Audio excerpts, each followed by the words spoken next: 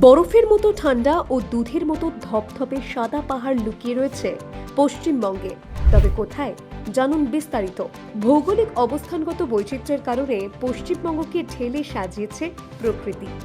রাজ্যের উত্তরে রয়েছে পাহাড় পাইন বন, দক্ষিণে সমুদ্র, মাঝে লাল মাটি, শালমহুয়ার জঙ্গলমহল। আর জঙ্গলমহল বললে সবার আগে আলোচনায় উঠে আসতে পারে ঝাড়গ্রামের কথা। ঝাড়গ্রাম এখন রাজ্যের অন্যতম প্রধান একটি পর্যটন স্থল।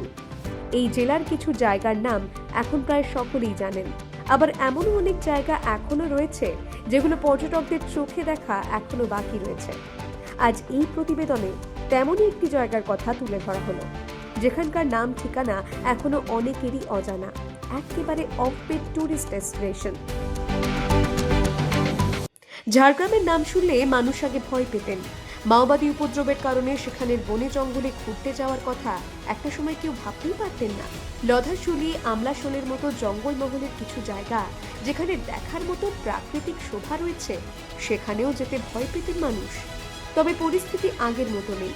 মানুষ খোলা মনে জঙ্গলমহল থেকে ঘুরে আসছেন। সেখানকার পর্যটন শিল্প যাতে আরও ফুলে ফেঁপে ওঠে সে ব্যাপারে চেষ্টা চালিয়ে যাচ্ছেন প্রশাসন।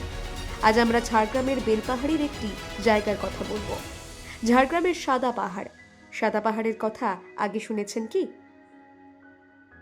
ঝাড়গ্রাম শহর থেকে বেলপাহাড়ি, বেলপাহাড়ি থেকে কাঁকড়াঝোড়। এখান থেকে কয়েক কিলোমিটার গেলেই পৌঁছে যাবেন বোদাডিহি গ্রামে। এই গ্রামে গেলেই সাদা পাহাড়ের সন্ধান পেয়ে যাবেন। আসলে বন জঙ্গলের আড়ালে অনেক দিনই লুকিয়েছিল এই পাহাড়। সেভাবে চোখে পড়েনি পর্যটকদের, তাই প্রচারের আলো এসে পড়েনি সাদা পাহাড়ের ওপর। এই পাহাড়ের একটি বিশেষত্ব রয়েছে।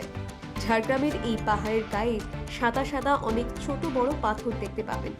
বুঝতে অসুবিধে হবে না সাদা পাহাড় নামের সার্থকতা। Bureau report, ETN network.